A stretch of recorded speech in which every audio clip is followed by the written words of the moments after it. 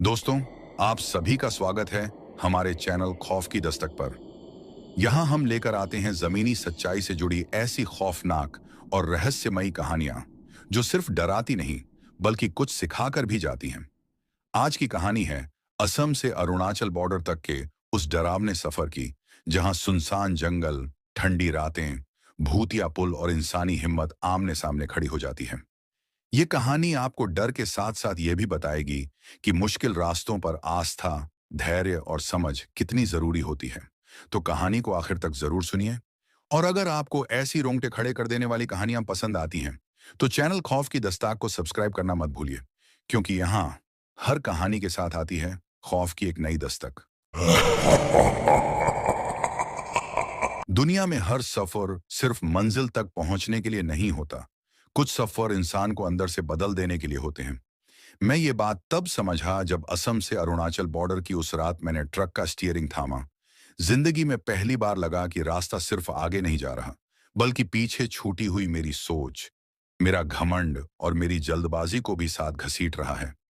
हम अक्सर सोचते हैं कि मेहनत और पैसा ही सब कुछ है, पर कुछ रास्ते ऐसे होते हैं जहां इंसान को आस्था, धैर्य और संस्कार का सहारा लेना पड़ता है। नहीं तो सड़क आपको निगलने में देर नहीं लगाती। मैं कोई नया ड्राइवर नहीं हूं, 20 साल से ट्रक चला रहा हूं, देश के कोने कोने देखे हैं। लेकिन उस रात जो माल मेरे ट्रक में लदा था, उसने मेरे हाथों में सिर्फ स्टीयरिंग नहीं, मेरी पूरी जिंदगी थमा दी थी। पीछे कंटेनर में करोड़ों का इलेक्ट्रॉनिक सामान था, सरकारी सप्लाई, तय समय पर अरुणाचल बॉर्डर के पास डिपो में पहुंचना जरूरी था।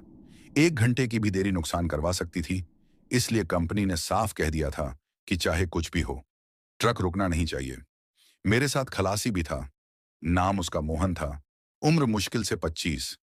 आंखों में अभी दुनिया देखने की चमक बाकी थी, पर दिल में गांव की सादगी थी। माथे पर हमेशा हल्का सा तिलक लगाता था। माँ की दी हुई लाल मौली हाथ में बांध रखी थी। मैं अक्सर उसे देखकर मुस्कुरा देता था, क्योंकि इस धंधे में ज्यादातर लोग भगवान को तभी याद करते हैं जब ब्रेक फेल हो जाए। लेकिन मोहन हर सुबह ट्रक चालू करने से पहले डैशबोर्ड पर अगरबत्ती जला लेता था। शाम ढल चुकी थी जब हमने असम के आखिरी बड़े कस्बे को पार किया। उसके बाद सड़क पतली होती चली गई। दोनों तरफ जंगल गहराता चला गया। मोबाइल नेटवर्क पहले ही गायब हो चुका था। हवा में अजीब सी ठंडक घुल गई थी, वो ठंड जो सिर्फ शरीर को नहीं, मन को भी जकड़ लेती है। ट्रक की हेडलाइट के आगे सड़क जैसे निगलती जा रही थी, और पीछे अंधेरा सब कुछ छुपाता चला जा रहा था। मैंने रेडियो ऑन किया, लेकिन सिर्फ सरसराहट, कोई स्टेशन नहीं। मोहन ने धीमी आवाज में कहा,